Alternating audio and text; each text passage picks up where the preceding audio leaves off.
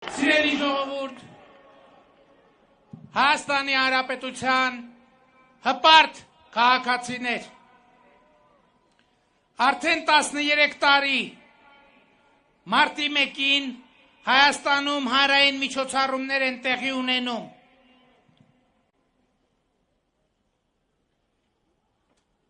«2008 թվականի մարտի 1-յան իրադարձությունները տեղի ունեցան հետո այդ հավաքները տեղի են ունենում այդ իրադարձությունները նշանավորելու 10 զոհերի հիշատակը հարգելու նպատակով։ 2021 թվականի մարտի 1-ը սակայն դիմավորում ենք բոլորովին այլ իրավիճակում։ Ղարաբաղյան երկրորդ պատերազմի ծանր հետևանքները, մեր հազարավոր զոհերի փաստը, մեր անհետ կորածների առկայությունը,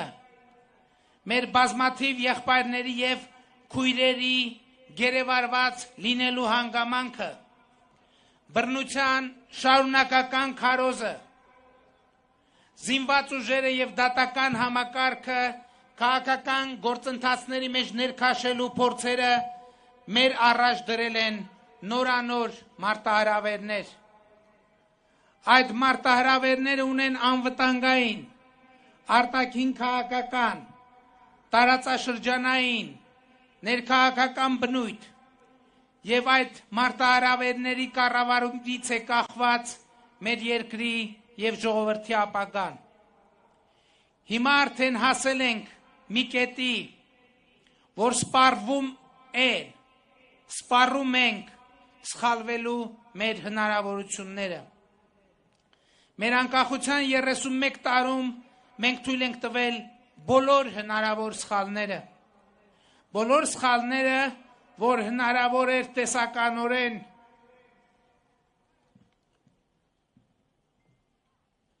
և գործնականում։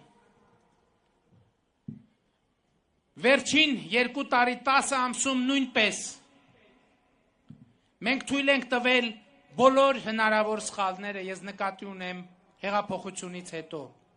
Խոսքը մեր կառավարության մասին է։ Խոսքը անձամբ իմ մասին է։ Եվ ես ուզում եմ ձեզնից բոլորից, Հայաստանի Հանրապետության բոլոր քաղաքացիներից, Սփյուռքի բոլոր հայերից, Արցախի Հանրապետության բոլոր քաղաքացիներից ներողություն խնդրել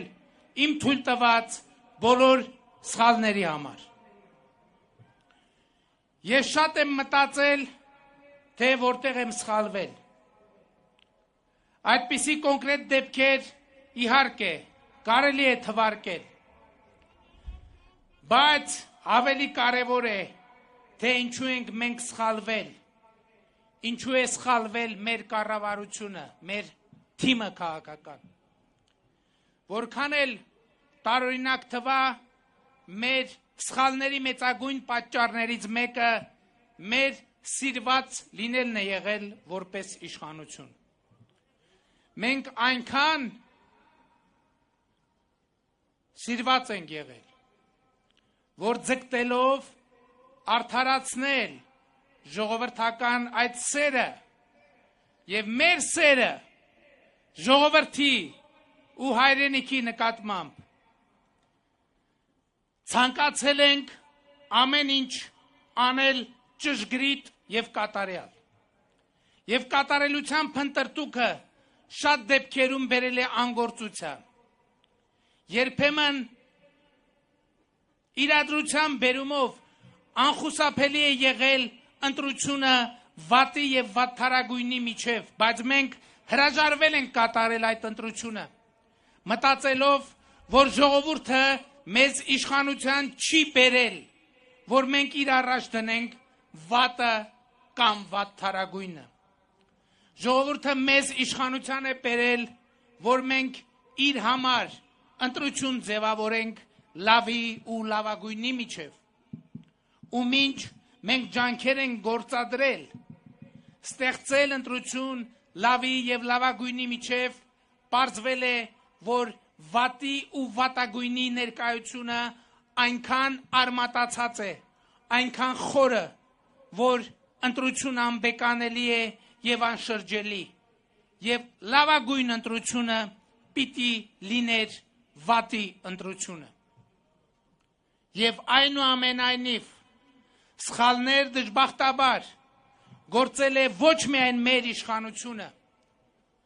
ու որպես Հայաստանի Հանրապետության վարչապետ, որպես երկրի ղեկավար, ուզում եմ մեր ժողովրդից ներողություն խնդրել Երրորդ Հանրապետության բոլոր իշխանությունների, բոլոր սխալների համար։ Բայց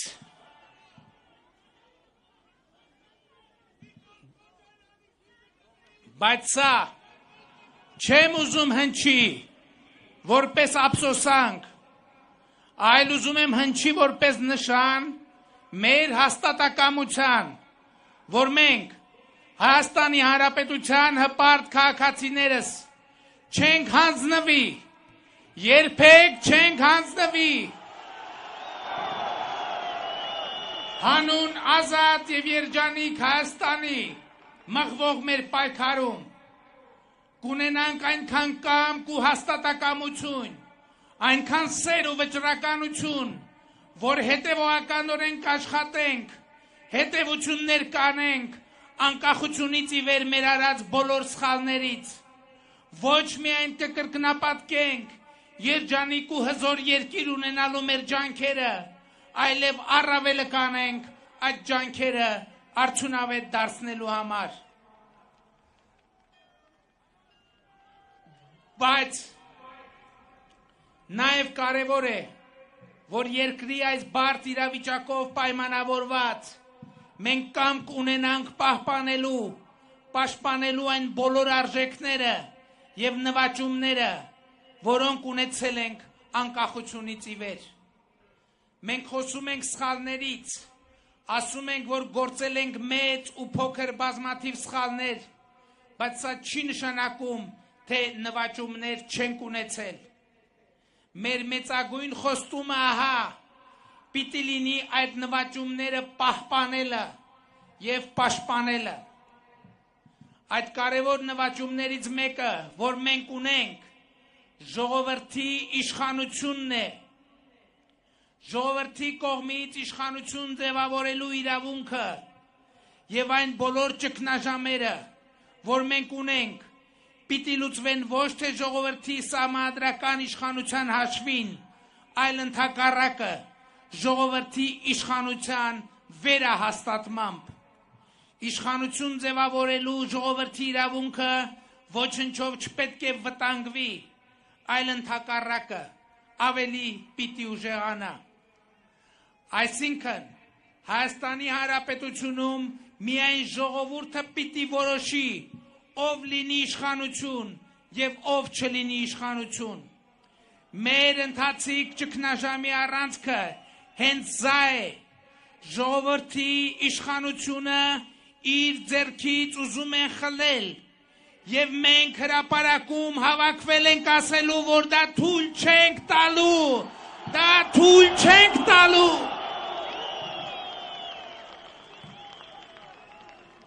Թույլ չենք տալու տասնամյակների պայքարի ու զրկանքների արդյունքում ձեռք բերած այդ նվաճումը ոչնչացնել եւ դուք ժողովուրդը Հայաստանի Հանրապետության քաղաքացին ինչպես եղել, այնպես էլ շարունակելու է մնալ բարձրագույն իշխանություն Հայաստանի Հանրապետությունում։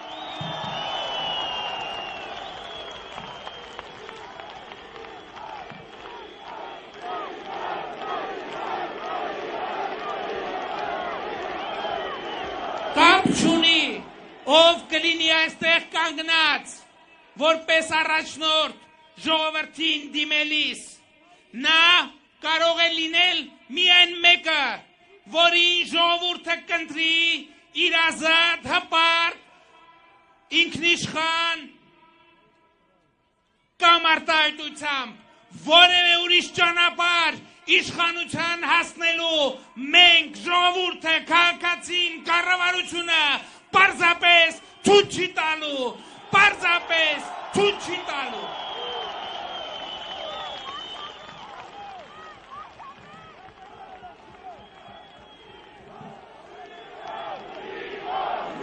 Սիրելի ժողովուրդ, 2008 թվականի մարտի 1-ը ահա ժողովրդի իշխանության համար մղվող այդ պայքարի մի կարևոր հանգրվան էր։ 2008 թվականի մարտի 1-ին Հայաստանի այն ժամանակվա կառավարողները բանակը հանեցին ժողովրդի դեմ։ Հայաստանի քաղաքացիներին գնդակահարելու որոշում կայացրին։ Շատ կարևոր է արձանագրել, որ այս գործով, մարտի 1-ի գործով կան մեղադրվող անձինք, որոնք այսօր կանգնած են դատարանի առաջ, ու պիտի այո արձանագրեմ, որ մարտի 1-ի գործը ըստ էության իմ գնահատմամբ բացահայտված է։ Շատերը հարց են տալիս, թե ինչպես կարելի է բացահայտված համարել մարտի 1-ի գործը, երբ սպանությունները բացահայտված չեն։ Իմ կարծիքը ու անձնական գնահատականն այն է, որ ճիշտ է, կրակողները բացահայտված չեն, բայց սպանությունները, այն ֆոնը, որում դա տեղի է ունեցել, բացահայտված է։ Եվ դա կարծում եմ, հանրության ակնհայտ կերևա գործի դատաքննության ընթացքում։ Այս հանգամանքները պատշաճ իրավական գործընթացների շրջանակներում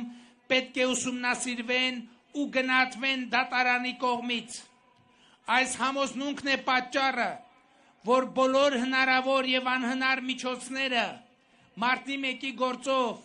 մեղադրվող անձանց պաշտպանական թիմի կողմից գործադրվում են, որ դատավարությունը անընդհատ ձգձգվի, ունենալով միայն ու միայն մեկ նպատակ, որպեսզի գործի ապացույցներ հետազոտվեն, այսինքն չբացահայտվի, հրապարակային չդառնան բազմաթիվ նրբություններ եւ ճշմարտություններ։ Նրանք ակնհայտորեն ժամանակ են ձգում։ Ինչի համար են ձգում այդ ժամանակը, որովհետև ոմանք հույս ունեն, ինչպես նախկինում բռնազավթել են ժողովրդին պատկանող իշխանությունը, հիմա էլ հույս ունեն, որ այդ բռնազավթմանը կհասնեն, բայց մեր ասելիքը կրկին ու կրկին շարունակում է մնալ նույնը։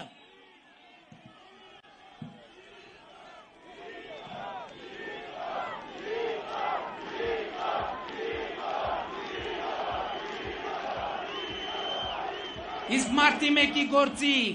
բացահայտված ճշմարտության առանցքային դրույթն այն է, որ 2008 թվականի իշխանությունները բանակը այո հանել են սեփական ժողովրդի դեմ, բանակը օգտագործել են սեփական ժողովրդի կամ արտահայտումը թույլ չտալու համար, եւ այս համատեքստում է, որտեղ են ունեցել սպանություններ։ Ինչպես բազմիցս ասել եմ, սպանությունների հեղինակները կոնկրետ անուն ազգանունով մարդկանց չեն թիրախավորել, այլ թիրախավորել են Հայաստանի Հանրապետության քաղաքացուն, որ նա չունենա մտքով անգամ չանցնի իշխանություն ունենալ Հայաստանի Հանրապետությունում։ Իսկ սպանություններ կատարողները մինչև օրս բացահայտված չեն նաև այն պատճառով, որ հենց մարտի 1-ի իրադարձություններից անմիջապես հետո քննչական մարմինները դեպքի վայրից հավաքել են կրակված պարկուճները եւ դրանք փոխարինել այլ տեղերում այլ անձանց կողմից կրակված փամփուշտներով, պարկուճներով։ Այսինքն այն ժամանակ գործող իշխանությունը ինքը հոգ է տարել, որ սպանությունների եւ այլ ապօրինի գործողությունների պոտենցիալ ապացույցները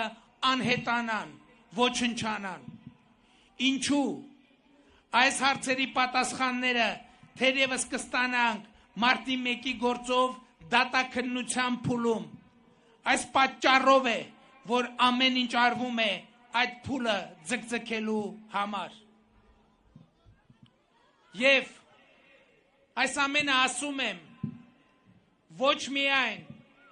օրվա խորհուրդը ընդգծելու համար, բայց ուզում եմ ասել, որ այդ նույն մարդիկ, բացարձակապես նույն մարդիկ այսօր էլ փորձ են անում բանակը հանել ժողովրդի եւ ժողովրդի կողմից ընտրված օրինական իշխանության եւ կառավարության դեմ եւ զինված ուժերի գլխավոր շտաբի հայտարարությունը այլ կերպ պարզապես չեմ կարող գնահատել։ Ուզում եմ ասել առանց սեթևեթանքների գլխավոր շտաբի հայտարարությունը այդ թվում 2008 թվականի իշխող շրջանակների կողմից զինվորականների վրա ազդեցություն գործադրելու արդյունք է։ Սա ուզում եմ ասել առանց սեթևեթանքների։ Սա ոչ թե կռահում է, այլ կոնկրետ հիմնավորված հանգամանք, այլոց շարքում, այդ թվում Սերժ Սարգսյանն է զինված ուժերի որոշ գեներալների շրջանում է իր ազդեցությունը օգտագործելով նրանց փորձել դրդել դուրս գալ պետության ու ժողովրդի դեմ։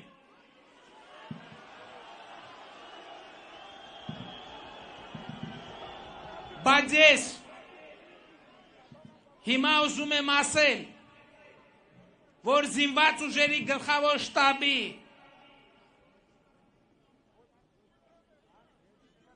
այդ հայտարարությունը բացարձակապես ապօրինի է, որովհետև Հայաստանի Սահմանադրությունը հստակ արձանագրում է Հայաստանի Հանրապետության զինված ուժերը քաղաքական հարցերում պահպանում են չեզոքություն։ Զինված ուժերի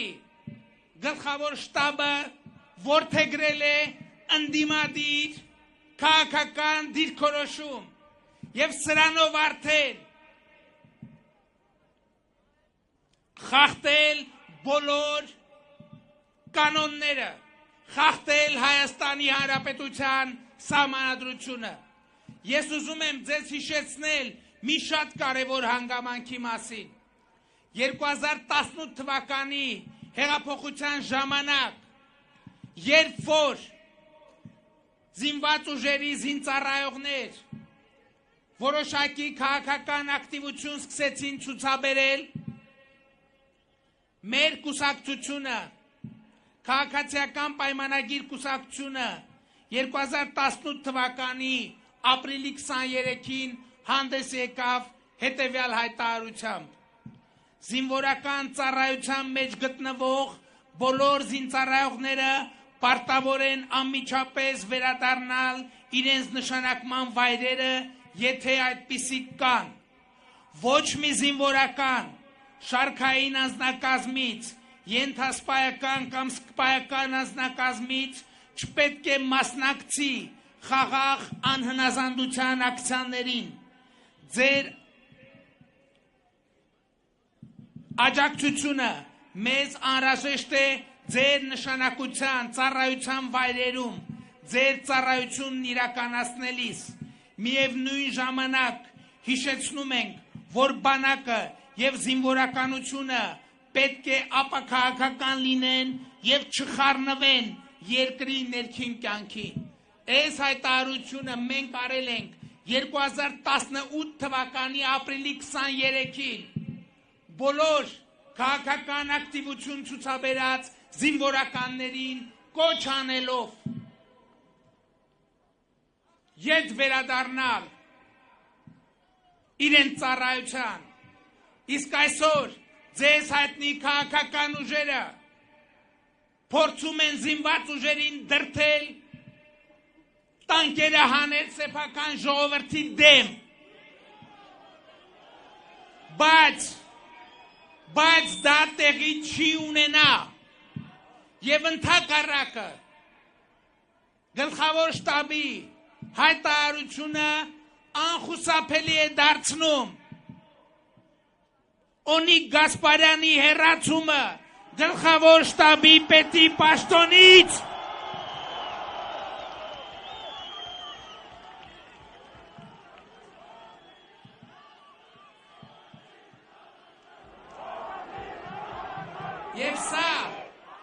Եվ սա անխուսափելի է, որովհետև այն գլխավոր շտաբի պետը, որը անում է քաղաքական հայտարարություն, ընդ որում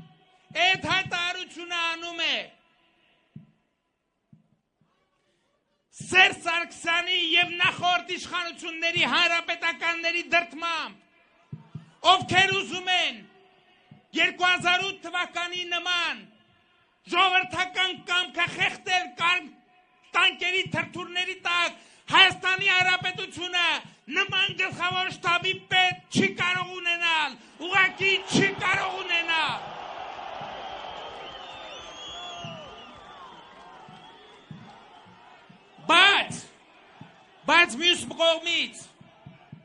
Բայց մյուս կողմից ես էլի եմ ուզում ասել Այս հանգամանքը ամենևին զինված ուժերում վենդետաների հիմք պետք է չտա։ Փառք Աստծո, այս պահի դրությամբ զինված ուժերը եւ Օնիկ Գասպարյանը կարմիր գծեր չեն հատել։ Եվ ես ուզում եմ համոզմունք հայտնել որ չեն էլ հատի, բայց անխուսափելիորեն կրկնում եմ Օնիկ Գասպարյանը պետք է հեռանա գլխավոր շտաբի պետի պաշտոնից, բայց ուզում եմ ասել նաև, որ զինված ուժերում այո վենդետաներ չեն լինելու, որովհետև կապ չունի ով է ստորագրել այդ թուղթը,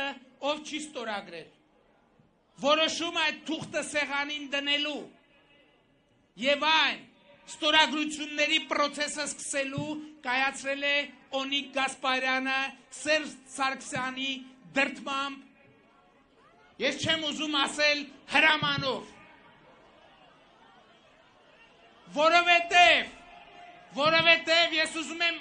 որովհետև ես ուզում եմ ուղիղ ասել, այդտեղ ուղիղ պիտի ասեմ, որ երբ որ իմ կողմից նշանակված գլխավոր շտաբի պետը կատարում է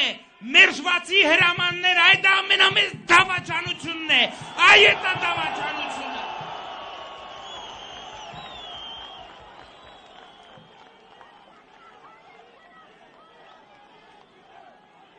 Բայց էլի եմ ասում,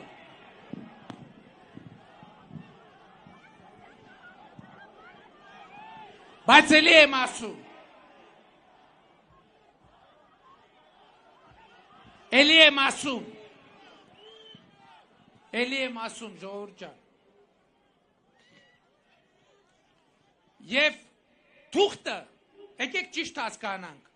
որը դրվել է սեղանին գեներալների ստորագրության համար, այդ թուղթը դրել է և այդ առնվազն առաջարկը այլ գեներալների արել է Օնիկ Գասպարյանը։ Ստորագրելուց հետո այդ թուղթը հրապարակելու որոշումը նույնպես կայացրել է Օնիկ Գասպարյանը։ Եվ ես էլի ասում եմ, Օնիկ Գասպարյանը պետք է հեռանա,